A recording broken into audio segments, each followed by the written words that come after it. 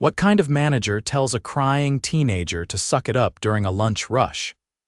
Wesley Zane leaned back in his office chair, rereading the internal report his assistant had emailed him 2 days ago. It wasn't a formal complaint, just a passing note from a district manager during a routine check-in at Store 7, a small café-style location in the chain his father had left him.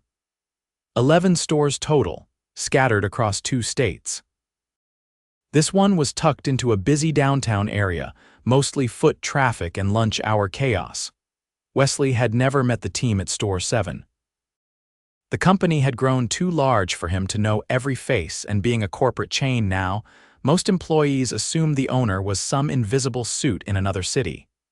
He rarely visited stores in person and never without warning. That was the problem. So he made a decision. He shaved the beard, dyed his hair a shade darker, and swapped his usual button-up for a faded hoodie, worn jeans, and sneakers. He used a fake name, Evan, and walked into Store 7 2 days later as just another customer. It was a warm Friday, and the lunch rush was already building when he stepped inside. The line moved slow. One register open. The manager, a woman in her early 40s with tightly tied back hair and a sharp voice, barked orders from behind the counter. Emma. "You're holding the line again, let's go." Wesley's eyes shifted to the girl working the sandwich station. 17, maybe 18. Pale, nervous, hands shaking slightly as she tried to wrap a turkey club with trembling fingers. Her name tag said Emma B. "I'm sorry," she whispered, fumbling with the wax paper. She dropped the sandwich. The customer, a man in a suit, groaned audibly. "For God's sake," the manager snapped. "Start over, and stop apologizing, it makes us look weak." Emma bent to pick up the mess. Wesley's stomach turned. He stepped forward when it was his turn. The cashier barely looked at him. "Hi, can I get a grilled chicken panini and a bottled water?" Wesley asked. The cashier nodded. "That'll be $12.50. He paid, then stepped aside, watching as Emma tried to keep up. She was clearly new. Her movements were hesitant, her eyes darting to the manager every few seconds. The woman never offered help, just criticism. A man in the back prepped salads with headphones in, completely ignoring the chaos. Another team member leaned against the storage door, scrolling her phone. No one helped Emma. Wesley sat at a corner table, pretending to scroll his phone, waiting for his lunch. He watched Emma wipe her eyes while turning her back to the line. She sniffled, then took a deep breath and kept going. She finally brought over his order 10 minutes later, hands still shaky. "Here you go," she said quietly, placing the bag on the table. "Thanks, Emma," Wesley said gently. "You doing okay?" She hesitated. "Just trying to keep up." "You're doing better than you think." She gave a small nod, then hurried back. Wesley didn't eat. He just sat there watching. 2 more customers got impatient and walked out. The manager didn't seem to care.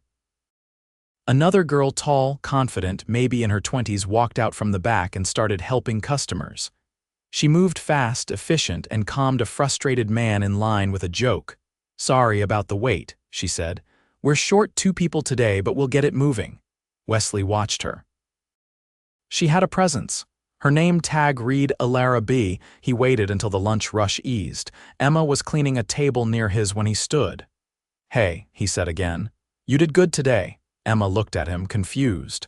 "I dropped 3 sandwiches, you kept going." "That's what counts." She gave him a tired smile, then turned back to cleaning. Wesley walked outside and sat on a bench across the street. He needed to come back. Tomorrow he'd visit again for breakfast. And this time he'd stay longer. Something was off in that store. The manager didn't respect her team. The staff didn't support each other. And that girl Emma, she was barely holding it together. He couldn't fix what he didn't understand, but now he'd seen it, and he wasn't going to ignore it. Wesley returned at 6:30 the next morning. The streets were quieter, and the sun had barely risen, casting a soft orange over the storefronts. Store 7 opened at 7. He waited across the street with a plain paper coffee cup in hand, watching through the window as the early shift filtered in one by one. First came Alara. She held the door open with her hip while balancing a crate of wrapped pastries. No uniform, just a black t-shirt and jeans, hair tied up, no makeup. She moved with intent, unlocking the register and checking supplies without any hesitation. A tall young man followed Slim with a slight limp in his left leg. He carried a backpack and wore a gray beanie. He nodded to Alara as he passed but didn't speak. She handed him a keyring and he disappeared into the back. By 6:50, Emma walked in. She flinched slightly when she noticed the kitchen door already open, then adjusted her apron and quietly made her way to the prep counter. Wesley entered a moment after the open sign flipped. "Morning," Alara said from behind the counter. "We've got fresh bagels or the usual breakfast sandwiches. Coffee's still heating up, but we've got some ready." "I'll take a sausage and egg sandwich," he said. "And whatever coffee's already brewed is fine." She rang him up without asking his name, just like the day before. As he waited, he noticed the tall guy named Tag read Theo checking expiration dates on the dairy fridge. His limp slowed him down a little, but he moved methodically, occasionally scribbling notes on a clipboard.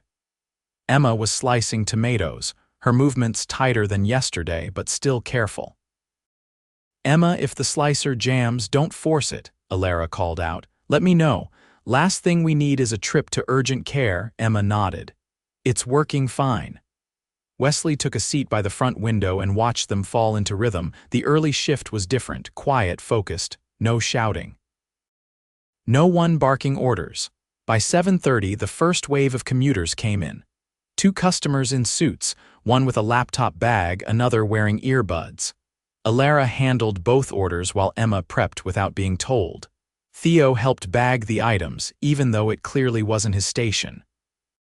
No one had to ask him. At 8:15, the manager from yesterday, Karen, according to her badge, walked in with a large iced coffee in hand and sunglasses tucked into her collar. She didn't greet anyone, just slipped on her apron and walked straight to the back. Emma's shoulders tensed immediately. Wesley noticed Alara's jaw tighten, but she didn't say anything. Theo stopped wiping the counter and glanced toward the kitchen. Karen returned 5 minutes later, holding a clipboard and tapping her pen loudly. "Inventory's off," she said flatly. "Again? No one's touched the main order yet," Alara replied, keeping her tone measured. "We've been using what's left from yesterday." Karen didn't respond. She just scribbled something and walked past them, muttering. At 9, Emma was restocking the napkin holders when Karen approached her. "Why are you still wearing that?" she said, pointing at Emma's hoodie. "You're supposed to wear the branded uniform." "I didn't get one yet," Emma replied. "I asked last week, then ask again." "Or go home and come back dressed properly?" "She's only got one shift today," Alara interrupted from the register. "And the uniforms are still backordered. I called last Thursday." Karen turned slowly. "I wasn't talking to you, I know. But I'm just letting you know what the situation actually is." Karen narrowed her eyes, then turned and walked into the back again. Wesley stood and walked toward the counter. "Can I speak to a manager?" he asked, voice low. Alara hesitated. "Karen's the shift lead." "Or I can help if no," he said. "I'd prefer to speak with her." Karen returned with a neutral expression. "Yes. I just wanted to say I've been in here twice now, and it's noticeably different when you're not on the floor. Less tension. Better service. I've seen how you speak to your team. And frankly, it's not acceptable." She blinked. "Excuse me?" "I'm just a customer," he said. "But I've worked in food service before, and I know what it looks like when leadership sets the wrong tone. You're not leading, you're controlling. There's a difference." Karen crossed her arms. "If you have a complaint, feel free to file it through the company website." "I intend to," he replied. He turned to leave but paused near the door and looked back toward Emma. "Hang in there," he said. Outside, he made a call. "Trina," he said into the phone. "I need a records pull on Karen from store 7. I want write-ups, customer complaints, anything we've got, and find out why Emma never got her uniform." Trina hesitated. "Want me to flag HR?" "Not yet. But have HR on standby and pull Alara's file too." "I want to know everything." He hung up and went back to watching from across the street. At 10:30, Emma clocked out and left, walking with her head down and earbuds in. No one said goodbye to her, except Theo, who gave her a quick wave. By noon, he returned, this time as a customer again. The lunch shift had started. A new cashier, a young man with a sleeve tattoo and a voice so hoarse it sounded like gravel, took over the register. He didn't greet anyone, just muttered prices and shoved receipts toward customers. Wesley ordered a salad this time. He watched as the line grew longer and slower. Karen remained in the back for most of it, only appearing when a customer raised their voice about a missing item. Alara worked the front again, clearly frustrated. She asked the cashier to speak louder at least 3 times. He ignored her. At one point, Theo leaned over the counter to help bag food and the cashier shoved his hand away. "Don't touch my stuff, man." Theo froze, then stepped back. Wesley stood. "Is the manager available?" he asked again. Karen appeared, arms folded. "That cashier just shoved another employee," Wesley said. "In front of customers," Karen sighed. "They're fine, it's just a misunderstanding." "Doesn't look like one, he's new, still learning the flow." Wesley stared at her for a long moment. "I'll be filing another complaint," he said. Karen didn't react. He walked out, but this time he didn't linger. He called Trina again. "Fire the cashier, today. That behavior's not acceptable under any circumstance. I want him gone before the next shift, and I want Karen suspended pending review." "Effective immediately." Trina didn't argue. "And keep Alara and Theo where they are. We'll talk about next steps later." That night, Wesley sat in his hotel room reviewing internal records. Karen had received 4 customer complaints in the past 6 months. All marked resolved, but none followed up. 2 former employees had left mid-shift under her management. Emma had been hired 2 weeks ago and had no onboarding documentation in her file, no assigned mentor, no uniform record. Alara's file was clean, hired 18 months ago. Promoted to assistant shift lead once, then demoted without explanation 3 months later. Theo had requested shorter shifts due to a back injury, but was still scheduled for doubles twice a week. Wesley closed the laptop. Tomorrow, he wouldn't be a customer. He'd show up in the morning with his real name, and they'd have a meeting. Wesley arrived 15 minutes before the store opened. This time, he wore a pressed navy button-down and slacks, his natural hair color visible again. No hoodie, no disguise. As he stepped through the glass door, Alara glanced up from the register, her brow furrowed slightly at the unfamiliar sight. "Can I help you?" she asked, her voice cautious. "You can," Wesley replied. "Name's Wesley Zane. I own this company." Alara's expression shifted, instantly, not shocked, but alert. She set the receipt roll she was changing back down on the counter without a word. Theo stepped out from the back, wiping his hands on a towel. His eyes flicked to Alara, then to Wesley. He paused mid-step.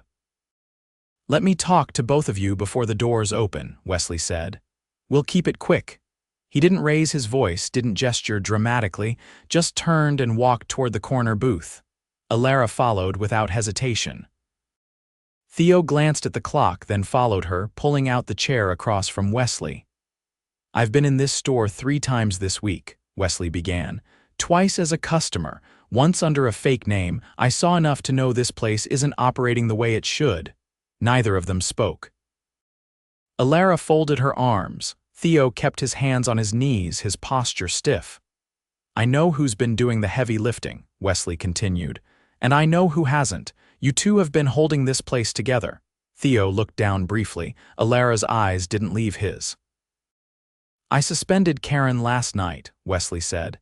"She's being investigated for repeated violations of company policy. She won't be returning."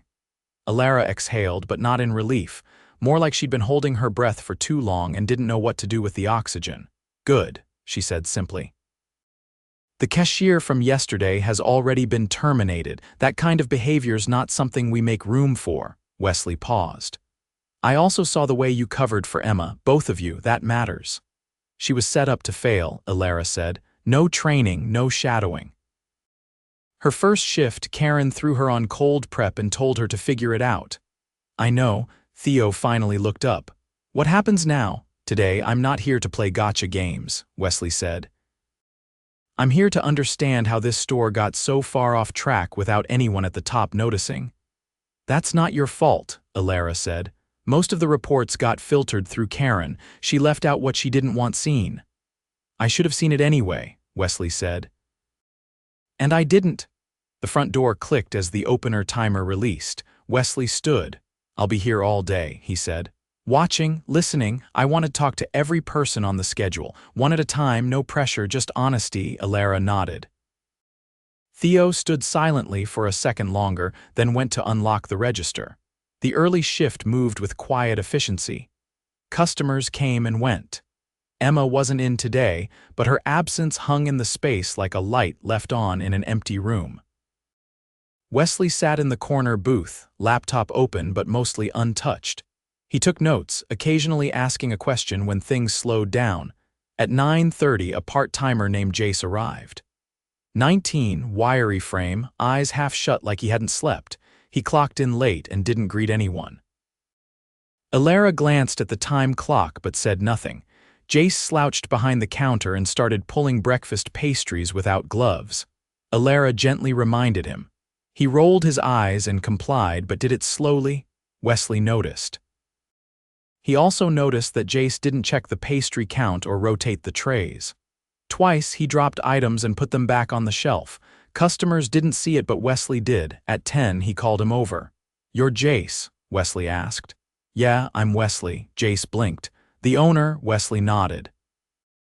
"I'd like to ask you a couple questions. Shouldn't take long." Jace leaned on the wall. "Sure, you've been with the company how long?" 5 months. "Do you like it here?" Jace shrugged. "It's a job." "Have you been trained on food safety?" "Yeah." "I mean, I watched the videos. You understand we don't serve dropped food to customers?" Jace blinked. "I didn't. I saw you do it. Twice." Jace's mouth opened, then shut. He shifted his weight from one foot to the other. "I also saw you show up late." "And ignore basic hygiene." "Look, I had a late night. I'm usually better." Wesley scanned his notes. "Your file says you've had 4 late arrivals in the last 6 weeks, 2 written warnings, no improvement." Jace looked away. "You're being suspended for 1 week," Wesley said. "Final warning. You'll be retrained before you return. If I see anything like that again, you're done here." Jace didn't argue. He just walked to the back, grabbed his bag, and left without a word. Theo watched from the far end of the counter. Alara stayed focused on the customer in front of her. At 11:15, Wesley called Alara over. "You were promoted and then demoted 3 months ago," he said quietly. "Why?" Karen said I was overstepping, she replied. "Said I was too assertive with shift leads." "Were you?" I asked questions. I pushed back when things didn't make sense. "I didn't yell, I didn't undermine her. I just wouldn't let her ignore things." Wesley nodded slowly. "You want to step back into leadership?" Alara hesitated. "Not if it means dealing with the same kind of silence from above." "It won't," he said. "Starting today, you're acting store lead. Full pay bump, full authority. I'll send a formal letter by end of day." She blinked once, then nodded. "I'll do it right." "I know." By noon, the store was running smoother than it had in days. Theo was on register. Alara managed orders. The new cashier arrived, an older woman named Han with previous experience in retail. She introduced herself to the team, washed up immediately, and started helping with grace and speed. Wesley pulled her aside mid-shift. "Welcome," he said. "Let me know if you need anything." "Thank you," she said with a polite half-bow. "Everyone has been very kind." By mid-afternoon, Wesley met with 2 more part-time hires. One, a college student who admitted he'd been thinking about quitting due to the stress. The other, a quiet prep cook who said this was the first day anyone had actually asked for her opinion on anything. By 4, Wesley stepped outside for the first time all day and sat on the same bench he'd used earlier that week. The sun had shifted, casting longer shadows across the sidewalk. Inside, the team worked in sync. No shouting, no slammed clipboards, just steady, competent work. He dialed Trina. "Alara's in charge now," he said. "Make it official by tomorrow. I want a trainer in that store next week for onboarding refreshers, and send Emma a care package." "She deserves to know someone noticed." "Already done," Trina said. She received it this afternoon. Handwritten note included. Wesley nodded. Good. He didn't go back inside right away. He sat and watched as the team transitioned into the dinner shift. A group of teenagers came in, loud and laughing. Han handled them with ease. Alara gave Theo a break without him asking. No one rolled their eyes. No one shouted across the room. The store was still imperfect, but it was healing. And this time, Wesley wasn't going to disappear. By Monday morning, word had reached every corner of the company. Not through press releases or corporate memos, but through people. Store 7 had been visited by the owner, and things were changing. Wesley didn't return as a customer this time. He arrived 10 minutes before open in a company fleece and clean sneakers. No fanfare. He stepped inside with a clipboard, a stack of printed schedules, and a fresh pair of eyes. Inside, the store was quiet. Alara stood at the back counter reviewing prep levels, her expression focused. She didn't look up until he spoke. Morning. I brought the revised shift calendar. She took it without comment, reading through the columns and color-coded notes. You added a support shift on Thursdays. You mentioned that's when inventory runs long. She nodded. That'll help. Wesley glanced toward the kitchen. Where's Theo? Called out. Something with his back again. I told him to take the day, no pressure. Wesley didn't question it. He had already seen what kind of worker Theo was. One missed shift wouldn't change that. At opening, Emma arrived, eyes unsure, movements guarded. She was wearing the standard uniform polo, freshly delivered and still a little stiff. Wesley had made sure it came with a handwritten note and a gift card to a bookstore she'd mentioned during their brief conversation. Hey, Emma, he said as she stepped behind the counter. Glad you're here. She gave a small nod. Thanks. I'm not here to watch over anyone today, just helping wherever I'm needed. She looked surprised. You're working, sort of.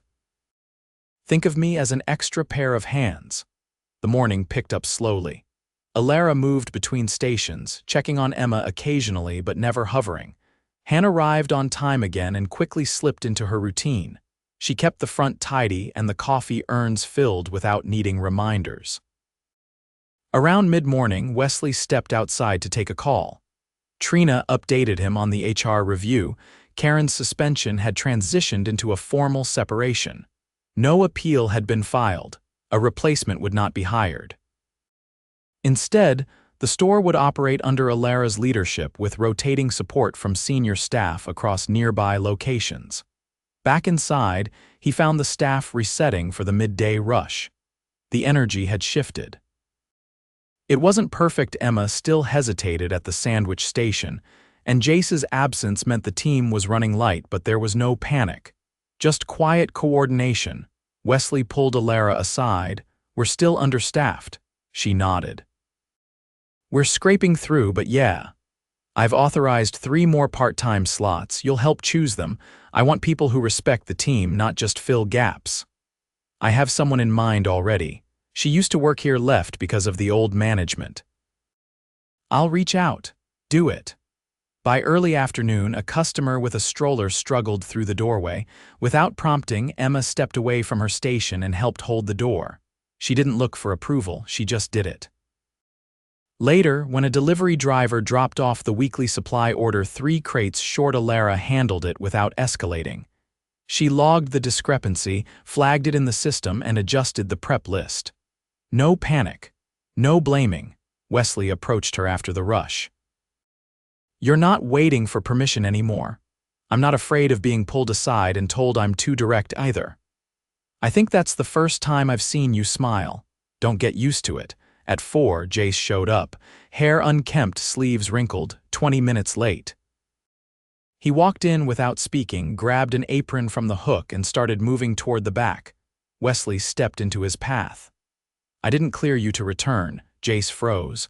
I thought I was off suspension today. You were, until you showed up late.